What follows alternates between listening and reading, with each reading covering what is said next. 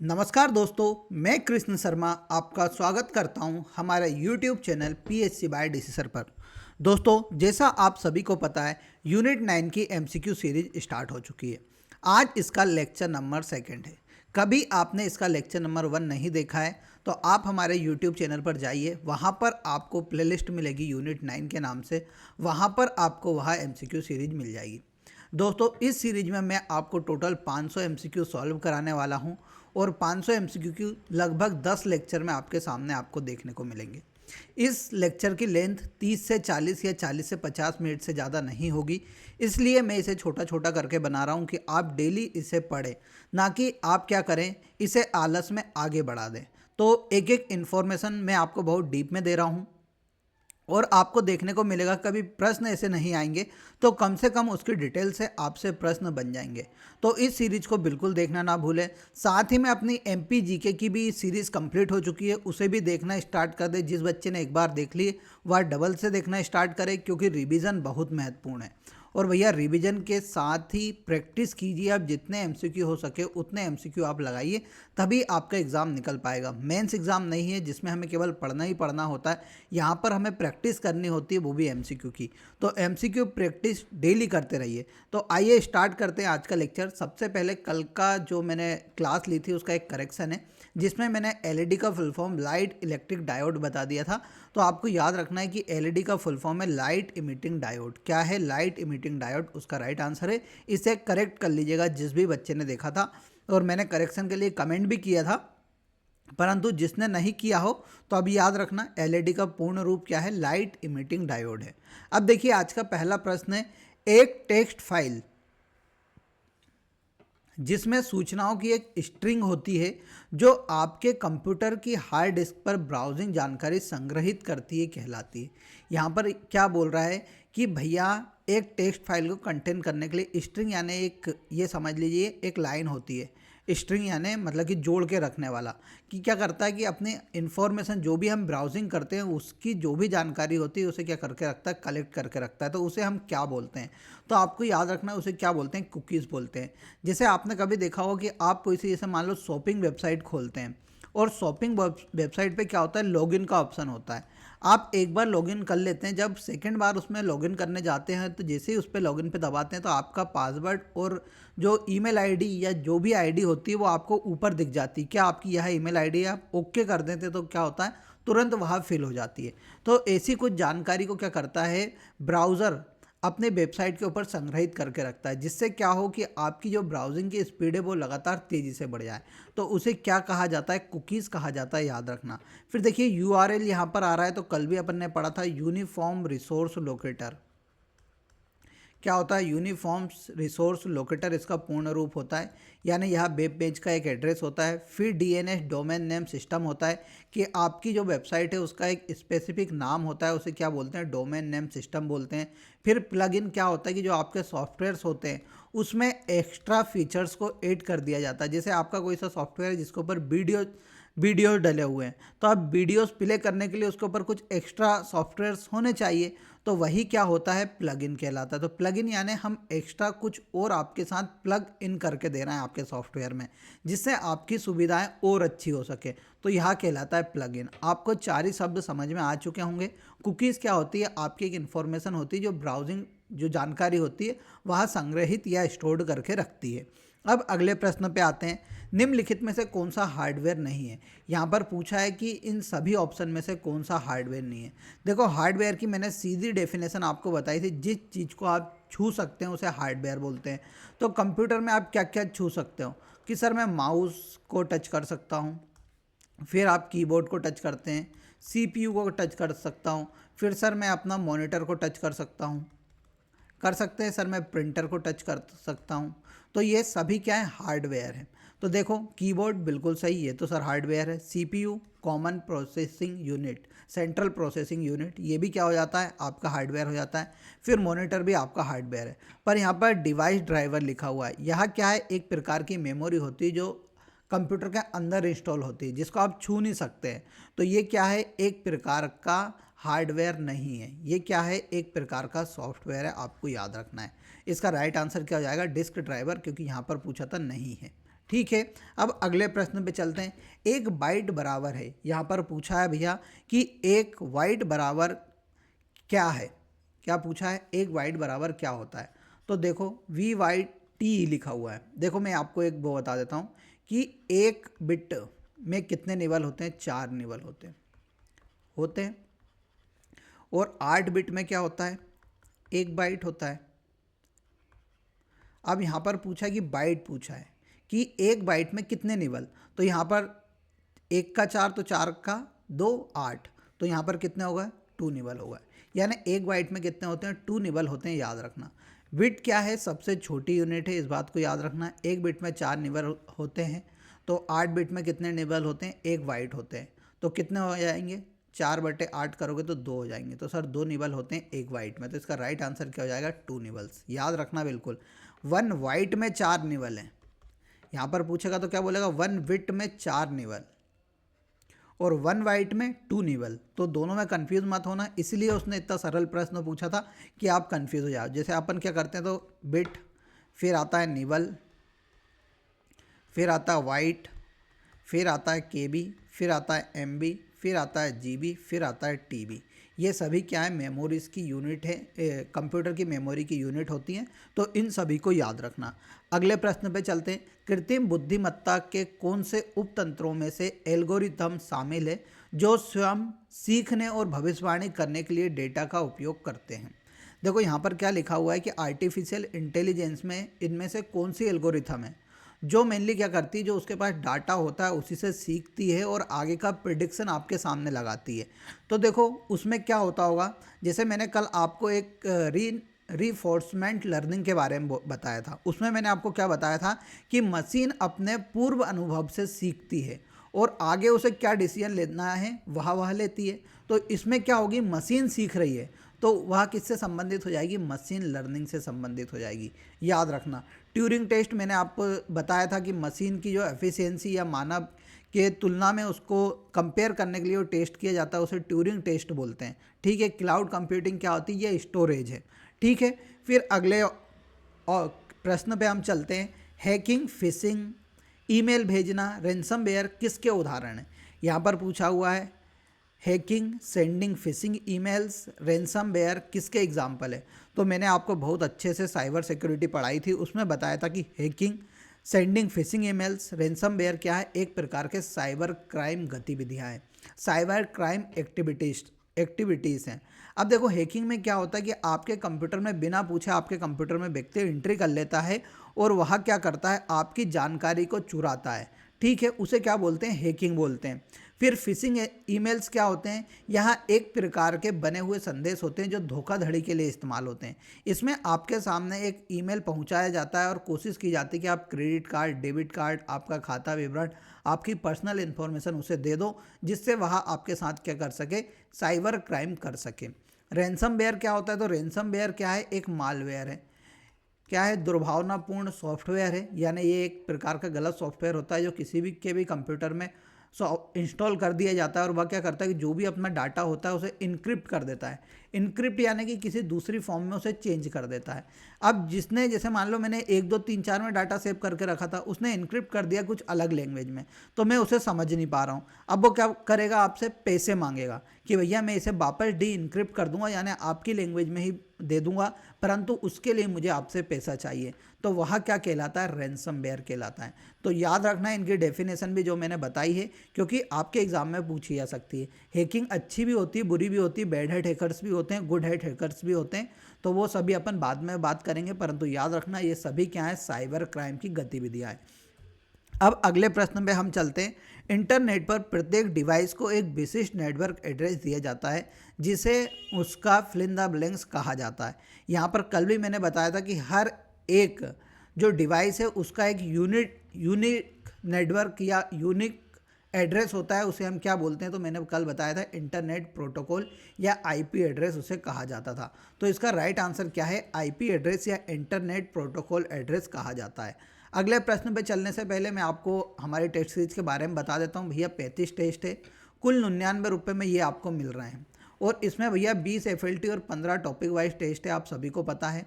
और अब प्रैक्टिस का टाइम है तो इसे परचेज कर लो, साथ में इसकी पीडीएफ आपको दे रहे हैं।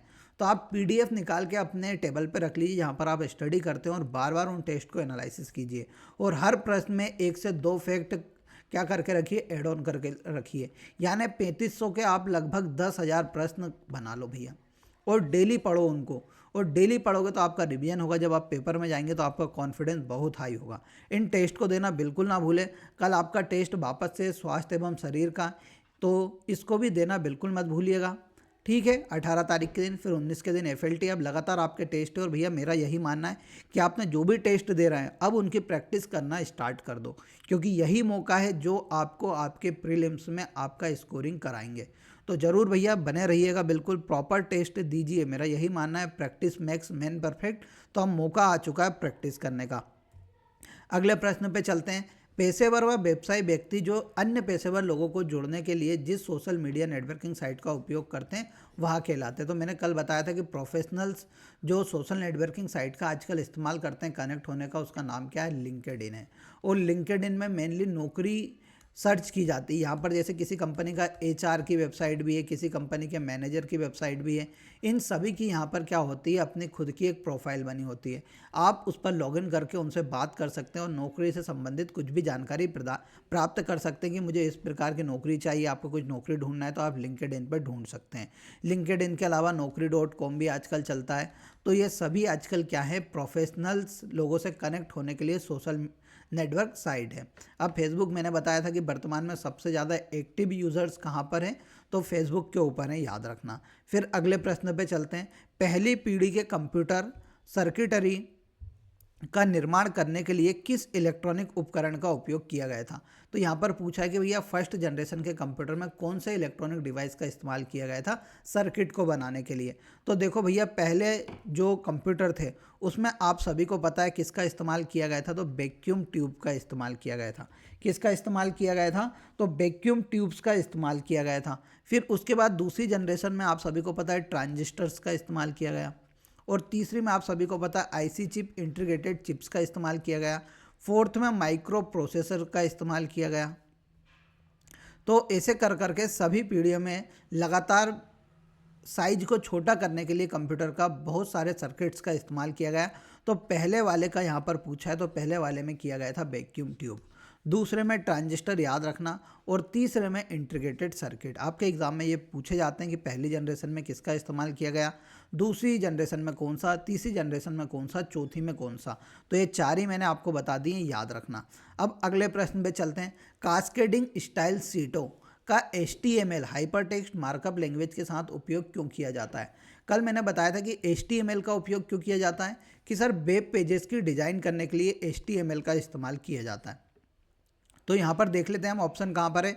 तो वेब पेजों को खोजने के लिए बिल्कुल नहीं सर, URL का इस्तेमाल हम करेंगे वेब पेजेस को खोजने के लिए। वेब पेजेस को जोड़ने के लिए तो सर बिल्कुल नहीं करेंगे हम। फिर देखो वेब सर्वर पर वेब पेजों को डिज़ाइन करने के लिए तो बिल्कुल सही सर, हमें क्या करना है, वेब पेजेस की डिज़ाइन करना है जिसमें हम HTML का इस्तेमाल करते हैं। पेजों को इनक्रिप्ट करने के लिए बिल्कुल नहीं करते। तो याद रखना, डिज़ाइन के लिए किसका, HTML का उपयोग किया जाता है, और पेजेस को खोजने के लिए URL वगैरह का इस्तेमाल किया जाता है। अब अगले प्रश्न पे चलते हैं। आर्टिफिशियल इंटेलिजेंस के कार्य क्या क्या हैं। तो देखो भैया, मशीन ट्रांसलेशन, हाँ बिल्कुल सही है कि मशीन इंसान की भाषा कैसे समझ पाएगी, तो पहले इंसानी भाषा को उसे ट्रांसलेट करो, तो मशीन ट्रांसलेशन में। स्पीच रिकॉग्नाइजेशन में, कि हाँ सर आप जो बोलोगे वह समझ पाए कि आप क्या बोल रहे हो, उसके लिए भी इस्तेमाल किया जाता है। प्रोडक्ट रिकमेंडेशन के लिए, जैसे आप, मैंने क्या बताया था कि वेबसाइट पे आप जाइएगा किसी भी गूगल के ऊपर, आप सर्च करेंगे, जैसे मेरे को मान लो कि थार कार खरीदनी है। अब थार कार आप खरीदेंगे तो आप जब इंस्टाग्राम खोलेंगे तो आपके सामने रिकमेंड होगी थार कार किसी कंपनी के द्वारा। तो ये रिकमेंडेशन के लिए भी आजकल AI का इस्तेमाल किया जा रहा है। तो यानी ऑल द अबव इसका राइट आंसर हो जाता है। अगले प्रश्न पे चलते हैं। सूचना एवं संचार प्रणाली ICT व इंटरनेट के उपयोग से बेहतर शासन विधि प्राप्त करने के लिए क्या कहा जाता है। यानी यहाँ पर पूछ रहा है कि बेटर गवर्नमेंट प्रोसेस जो ICT के थ्रू हमें प्राप्त हो उसे हम क्या बोलते हैं। तो आप सभी को पता है क्या बोलते हैं, ई गवर्नेंस कहा जाता है। अब अगले प्रश्न पे चलो कि फिल इन द ब्लैंक्स का उद्देश्य डाइवर्जन को कम करने और डुप्लीकेट या फर्जी एलपीजी कनेक्शन को हटाना है। तो देखो यहाँ पर क्या हो रहा था कि बहुत सारे लोग क्या हो रहे थे, एलपीजी का फर्जी कनेक्शन ले रहे थे। अब गवर्नमेंट ने बोला कि भाई यार इसे समाप्त करना है तो आप क्या लगाओगे, तो इन्होंने एक पहल चलाई डीबीटीएल, यानी डायरेक्ट बेनिफिट ट्रांसफ़र। तो इसमें क्या होता था कि जो भी व्यक्ति जो पात्र होता था उस व्यक्ति को सीधे उनके खाते में डीबीटीएल के थ्रू पैसा पहुंचाया जाता था। यानी डायरेक्ट बेनिफिट ट्रांसफ़र करो भैया, कि बीच में क्या हो कि लोग बाग फर्जी तरीके से किसी को गैस कनेक्शन ना दिलाएं या उन्हें उसकी सब्सिडी प्राप्त ना हो जाए। इसलिए गवर्नमेंट ने एक ई गवर्नेंस के थ्रू डीबीटीएल पहल शुरू की थी। अब अगले प्रश्न पे चलते हैं। इंटरनेट के ओपन सिस्टम इंटरकनेक्शन मॉडल में डेटा अनुवाद और इंक्रिप्शन के लिए कौन सी लेयर जिम्मेदार है। यहाँ पर क्या पूछ रहा है भैया कि OSI मॉडल की बात कर रहा है। यहाँ पर OSI मॉडल में आप सभी को पता है कितनी लेयर्स होती हैं, 7 लेयर्स होती हैं। और 7 लेयर कौन सी होती है, PNDTSPA, ऐसे याद रखना, पंडित इस्पा। Presentation layer, network layer, data link layer, transmission layer, फिर कौन सी लेयर होती है, जल्दी बताओ। कमेंट बॉक्स में आप सभी आज बताओगे कि इसका मतलब क्या होता है। फिर यहाँ पर होती है भैया क्या, प्रेजेंटेशन लेयर यहाँ पर होती है, इसे क्या बोलते हैं, फिजिकल लेयर बोलते हैं, फिजिकल लेयर। फिर यहाँ पर प्रेजेंटेशन लेयर आती है और यहाँ पर कौन सी आती है, एप्लीकेशन लेयर आती है। और इसका फुल फॉर्म कौन बताएगा, आप बताओगे। तो यहाँ पर क्या पूछा है भैया, इनक्रिप्ट करने का काम कौन करती है। ट्रांसलेशन और इनक्रिप्शन का काम जो करती है वह प्रेजेंटेशन लेयर करती है। ठीक है, तो याद रखना कि OSI मॉडल में जो इंक्रिप्शन का काम करती है वह कौन सी करती है, प्रेजेंटेशन लेयर करती है। यानी आपने क्या किया है, कोई सा डाटा पूरा ट्रांसफ़र हो गया। OSI मॉडल में मेनली बताया जाता है किस प्रकार से आपके पास डाटा पहुंचता है, वह किन किन लेयर से होकर गुजरता है। तो उसमें बोला कि उनने 7 लेयर से होकर गुजरता है, जिसकी पहली लेयर होती है फिजिकल लेयर और आखिरी होती है एप्लीकेशन लेयर। फिजिकल लेयर यानी जो आप फिजिकल रूप से टच कर सकते हैं, जैसे आपका कंप्यूटर हो गया, कीबोर्ड हो गया, इनसे आपका क्या होता है, ट्रांसफ़र होता है सबसे पहले इंटरनेट के ऊपर, फिर वहाँ नेटवर्क के ऊपर जाता है, फिर नेटवर्क के ऊपर उसे मालूम पड़ता है कि भैया ये क्या खोज रहा है, फिर डेटा से वहाँ लिंक करता है कि भैया ये क्या ढूंढ रहा था, तो उस डेटा से वहाँ लिंक कर देता है, फिर ट्रांसमिट हो जाती है, फिर सिक्योरिटी हो जाती है, फिर मेनली प्रेजेंटेशन हो जाता है आपके सामने, और जो एप्लीकेशन पे आप सर्च कर रहे थे उसके ऊपर वहाँ दिखने लगती है। तो इनक्रिप्ट का काम आपको याद रखना है कौन सा करता है, प्रेजेंटेशन लेयर करता है। अगले प्रश्न पे चलते हैं। निम्न में से कौन सी कंप्यूटर में बाइनरी डेटा की सबसे छोटी इकाई है। बाइनरी डेटा क्या होता है, 0 1 के फॉर्म, यानी कंप्यूटर आप सभी को पता है 0 1 के फॉर्म में ही सब कुछ समझ पाता है। तो इसने पूछा कि ये बाइनरी डेटा की सबसे छोटी यूनिट क्या है। तो मैंने क्या बताया था कि एक बिट में होते हैं 4 निबल, तो सबसे छोटी यूनिट क्या हो गई, तो सर सबसे छोटी यूनिट हो गई बिट। तो इसका राइट आंसर होगा बिट। निबल बिल्कुल मत लगा के जाना, क्या होगी, बिट ही सबसे छोटी यूनिट होगी। अगले प्रश्न पे चलते हैं। एआई का पूर्ण रूप क्या है। तो भैया एआई आप सभी को पता है, आर्टिफिशियल इंटेलिजेंस इसका पूर्ण रूप है। सबसे पहले जॉन मैकार्थी द्वारा आर्टिफिशियल इंटेलिजेंस शब्द का इस्तेमाल किया गया था। एलन ट्यूरिंग ने बोला था कि मशीन भी इंसानों की तरह सोच सकती है, ऐसा कहा था। उसके बाद आर्टिफिशियल इंटेलिजेंस शब्द किसने गढ़ा था, तो जॉन मैकार्थी द्वारा गढ़ा गया था। इसीलिए आर्टिफिशियल इंटेलिजेंस का जनक किसे कहा जाता है, तो जॉन मैकार्थी को कहा जाता है। फिर अगले प्रश्न पे चलते हैं। डेटा सूचना की सुरक्षा सुनिश्चित करने के लिए हम डेटा को करने की आवश्यकता होती है। यानी यहाँ पर पूछा कि जो हमारा डेटा या इन्फॉर्मेशन है उसको सिक्योर करने के लिए हम क्या कर सकते हैं। क्या हम डिलीट कर सकते हैं, बिल्कुल नहीं सर, हमारा डाटा कभी डिलीट हो जाएगा तो फिर हम पढ़ेंगे कैसे। एक्सटेंड कर सकते हैं, क्या हम उसे बढ़ावा दे सकते हैं, बिल्कुल नहीं बढ़ाना है। अपडेट कर सकते हैं, सर बिल्कुल नहीं कर सकते, अपडेट कर लिया तो हमारा पुराना डाटा खो जाएगा। तो यहाँ पर एक ही ऑप्शन बचता है, इनक्रिप्ट। तो हम क्या कर देंगे, हमारे डाटा को इनक्रिप्ट कर देंगे। इनक्रिप्ट यानी क्या होता है कि जो अपना मूल भाषा में कोई भी प्रोग्राम लिखा हुआ है उसे एक अदर लैंग्वेज में हम क्या कर देते हैं, कन्वर्ट कर देते हैं, जिससे क्या होता है जो हैकर्स वगैरह होते हैं आपके डेटा को समझ नहीं पाते हैं। तो मेनली उसे ही क्या बोलते हैं, इनक्रिप्शन बोला जाता है, याद रखना। फिर अगले प्रश्न पे हम चलते हैं। कंप्यूटर वायरस क्या है। तो कंप्यूटर वायरस आप सभी को पता है कि मशीन मेड है क्या, बिल्कुल नहीं। नेचुरल तरीके से होता है क्या, नहीं। तो कंप्यूटर वायरस क्या है, एक मैन मेड सॉफ्टवेयर है, याद रखना। वायरस का फुल फॉर्म क्या होता है, vital information resource under seize. क्या होता है, vital information resource under seize, ये क्या होता है, वायरस का पूर्ण रूप होता है, आपको याद रखना है। अगले प्रश्न पे चलते हैं, ई गवर्नेंस का अर्थ क्या है। तो भैया ई का पूर्ण रूप मैंने आपको बताया था क्या होता है, इलेक्ट्रॉनिक। तो पूर्ण रूप क्या होगा, इलेक्ट्रॉनिक गवर्नेंस। फिर अगले प्रश्न पे चलते हैं, निम्नलिखित में से कौन सा इंटरनेट कनेक्शन का प्रकार नहीं है। तो देखो भैया, डायल अप आपने सुन रखा होगा, वाईफाई भी आपने सुन रखा होगा, ब्रॉडबैंड भी आपने सुन रखा होगा, रेडियो नहीं सुन रखा होगा कि सर रेडियो तो हमारा संचार का एक माध्यम है, ना कि यह इंटरनेट कनेक्शन है। तो इसका राइट आंसर क्या हो जाएगा, रेडियो। डायल अप सेवा क्या होती है, ये बहुत धीमी इंटरनेट सेवा होती है जो किसके द्वारा पहुंचाई जाती है, टेलीफोन लाइन के द्वारा पहुंचाई जाती है इसमें। ठीक है, इसमें मॉडेम का इस्तेमाल होता था, मॉड्यूलेटर और डीमॉड्यूलेटर का। तो याद रखना, डायल अप बहुत धीमी एक इंटरनेट सेवा है। फिर ब्रॉडबैंड बहुत तेज इंटरनेट सेवा है जो वर्तमान में इस्तेमाल की जाती है। इसमें मुख्य रूप से ASDL एसिमेट्रिक, इसमें मेनली जो इस्तेमाल की जाती है वह ADSL तकनीक का इस्तेमाल किया जाता है। उसके अलावा आप सभी को केबल्स का इस्तेमाल किया जाता है, फाइबर ऑप्टिक्स का इस्तेमाल किया जाता है, सैटेलाइट का इस्तेमाल किया जाता है ब्रॉडबैंड सेवाओं को पहुंचाने के लिए।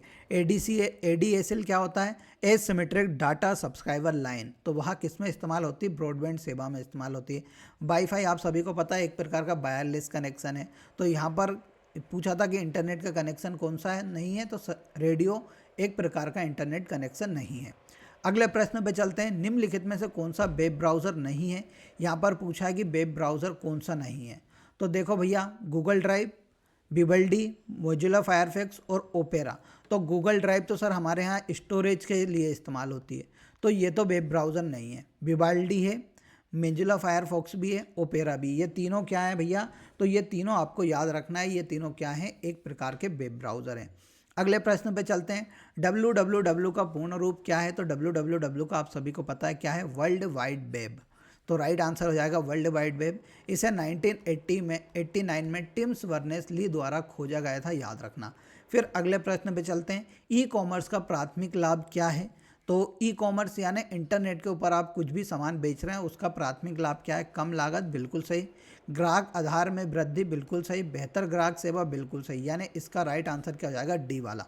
अगले प्रश्न पे चलते हैं, यूनिक्स ऑपरेटिंग सिस्टम का केंद्रीय भाग क्या कहलाता है। तो देखो भैया, यूनिक्स ऑपरेटिंग सिस्टम तो कल भी मैंने बताया था, कमांड आधारित ऑपरेटिंग सिस्टम होता है। इसका जो सेंट्रल पार्ट होता है उसे क्या कहा जाता है, कर्नेल कहा जाता है। ठीक है, और जो बाहर वाला पार्ट होता है उसे क्या कहा जाता है, सेल्स कहा जाता है। तो इसका जो केंद्रीय भाग होता है या सेंट्रल पार्ट होता है उसे क्या बोला जाता है, कर्नल बोला जाता है। अगले प्रश्न पे चलते हैं, हमला भ्रामक ईमेल या टेक्स्ट संदेशों के रूप में आता है जो आपसे सॉफ्टवेयर इंस्टॉल करने या व्यक्तिगत जानकारी प्रकट करने के लिए कह सकता है। यहाँ पर क्या कह रहा है कि एक भैया अटैक्स है जो कि आपके पास ईमेल और टेक्स्ट मैसेज के फॉर्म में आता है और आपसे बोलता है कि इंस्टॉल कर लो इस सॉफ्टवेयर को और अपनी पर्सनल इन्फॉर्मेशन भी उसके ऊपर ऐड कर दो। तो इसको मेनली क्या कहा जाता है, फिशिंग कहा जाता है। और इसके अलावा इसका एक और शब्द होता है वायरस साइनिंग। इन दोनों शब्द का आपको इस्तेमाल याद रखना है कि इसमें क्या बोला जाता है, वायरस साइन इन भी बोला जाता है और फिशिंग भी इस प्रकार की जो अटैक्स होता है उन्हें कहा जाता है। अगले प्रश्न पे चलते हैं, कुरेटली क्या है। यहाँ पर पूछा गया है कि कुरेटली वर्तमान में क्या है, तो आपको याद रखना है कुरेटली क्या है, एक प्रकार का सर्च इंजन है। ठीक है, याद रखना। फिर जैसे आप सभी ने सुन रखा होगा कि गूगल, तो गूगल क्या है, एक प्रकार का सर्च इंजन है। डक गो भी क्या है, एक प्रकार का सर्च इंजन है। फिर आगे एक और आता है बिंग भी क्या है, एक प्रकार का सर्च इंजन ही है। तो इन सभी को आप याद रखना क्योंकि आपके एग्ज़ाम में यहाँ से लगातार पूछे जा सकते हैं। उसके अलावा ask.com भी आता है। ask.com भी क्या है, एक प्रकार का सर्च इंजन है। अगले प्रश्न पे चलते हैं, इमिटेशन गेम का मूल नाम क्या है। तो भैया जो इमिटेशन गेम होता है उसका मूल नाम क्या है, तो इसका जो मूल नाम है वह है भैया क्या, इसका जो मूल नाम है इमिटेशन गेम का मूल नाम क्या है, इमिटेशन गेम, इसका मूल नाम है भैया द ट्यूरिंग टेस्ट। क्या है भैया, द ट्यूरिंग टेस्ट का ही नाम क्या है, इमिटेशन गेम है। इसमें क्या होता है, मैंने आपको बताया था, तीन होते हैं, एक कंप्यूटर होता है, एक मानव होता है और एक कौन होता है, जो इन दोनों से इन्फॉर्मेशन पूछेगा, इन दोनों को डाटा देकर। तो इसमें तीन लोग शामिल होते हैं, उसे क्या बोला जाता है, ट्यूरिंग टेस्ट कहा जाता है। बिल्कुल आपको याद रखना है। अगले प्रश्न पे चलते हैं, ट्विटर के संस्थापक कौन है, आप सभी को पता है, जैक डॉर्सी। ट्विटर के संस्थापक है। वर्तमान में ट्विटर को किसने जो टेस्ला कंपनी के मालिक है उनने खरीद लिया है। तो आपको कमेंट बॉक्स में बताना है कि वर्तमान में टेस्ला कंपनी के मालिक कौन है जिसने ट्विटर को परचेस किया है।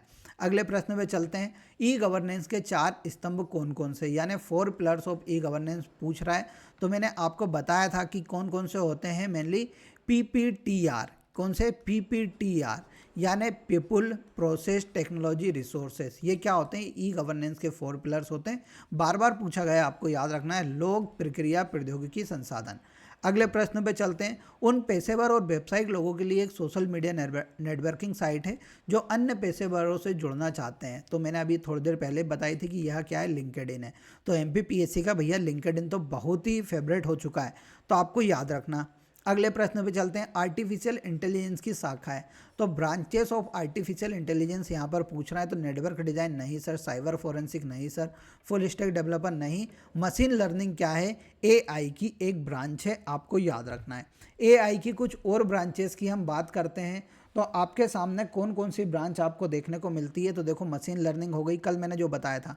एक तो डेटा साइंस याद रखना, डेटा साइंस के बाद मशीन लर्निंग, फिर एनएलपी, नेचुरल लैंग्वेज प्रोसेसिंग, ठीक है। नेचुरल लैंग्वेज प्रोसेसिंग भी उसी का एक भाग था। फिर देखो रोबोटिक्स, फिर कंप्यूटर विजन। ये सभी क्या है? एआई की ब्रांचेस हैं।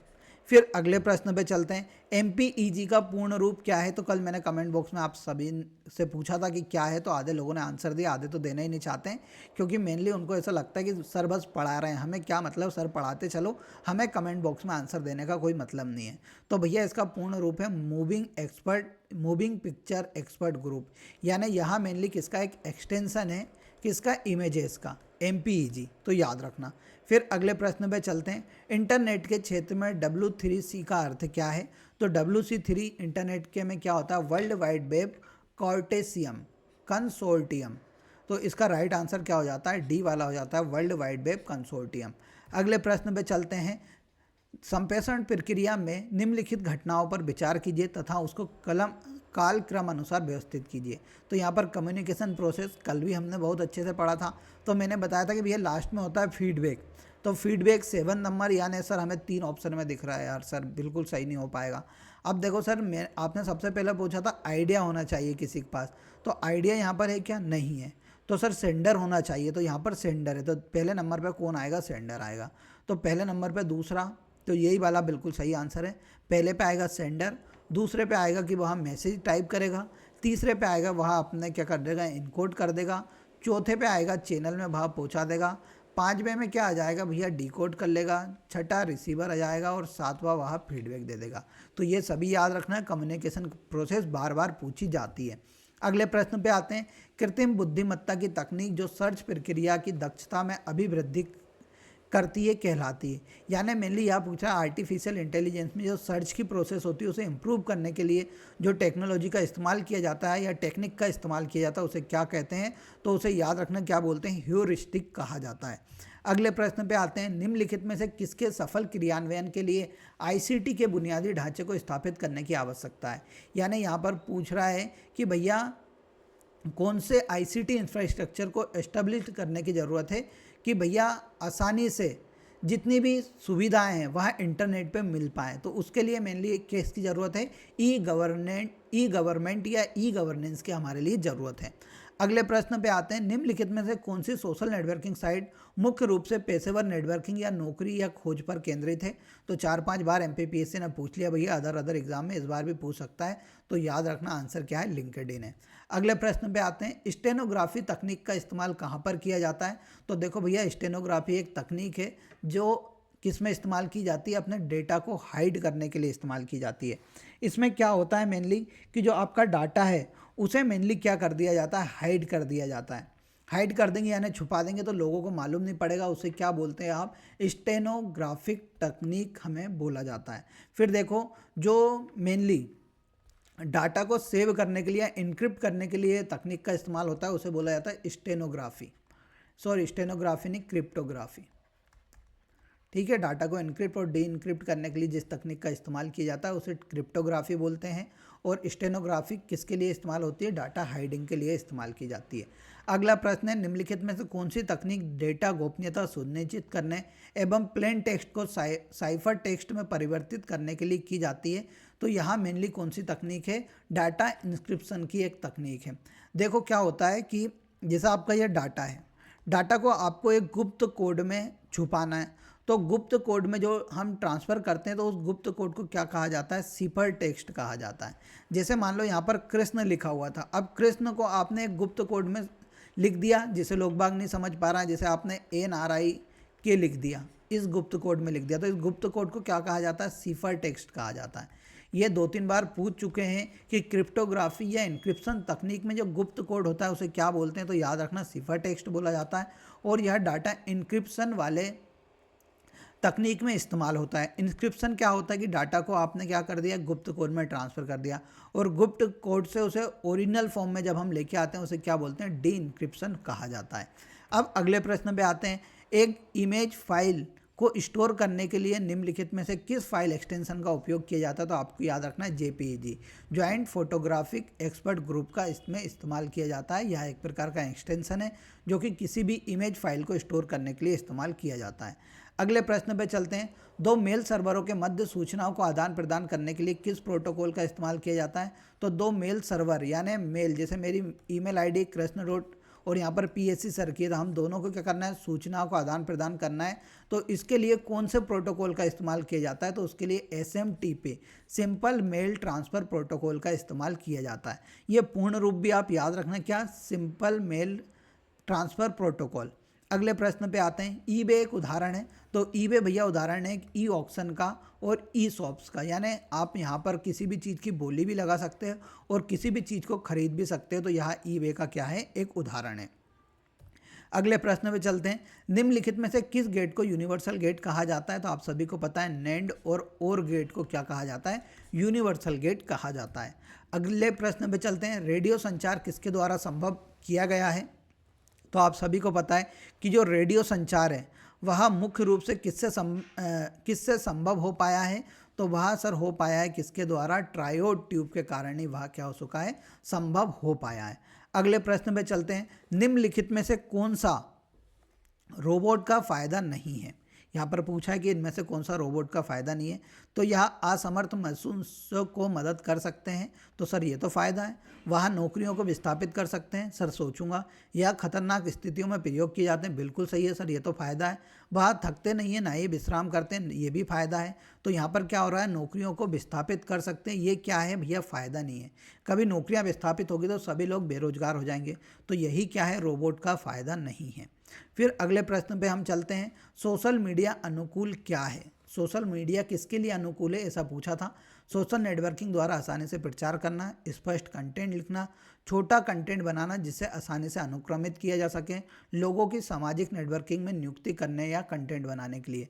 तो देखो भैया, सोशल मीडिया ऑप्टिमाइजेशन का इस्तेमाल मेनली सोशल नेटवर्क पर आसानी से प्रचार करने के लिए किया जाता है। फिर अगले प्रश्न में आप चलो। साइबर सुरक्षा की विशेषता क्या है? यहाँ पर पूछा है कि निम्न में से कौन सी साइबर सिक्योरिटी की विशेषता है? तो भैया अनुपालन कंप्लायंस करता है, बिल्कुल सही। डिफेंस अगेंस्ट इंटरनल थ्रेट्स, हाँ सर, आंतरिक खतरों से प्रतिरक्षा करता है साइबर सिक्योरिटी। थ्रेट प्रिवेंशन, खतरों से रोकथाम भी करता है। तो इसका राइट आंसर क्या जाएगा? उपरोक्त सभी क्या है? साइबर सिक्योरिटी की विशेषताएं।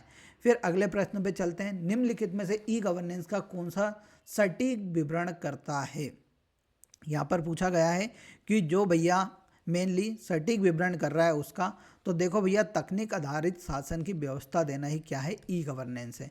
यानी तकनीक पर आधारित शासन की जो भी व्यवस्था होगी वह हम इंटरनेट पर उपलब्ध करा देंगे, वही क्या है?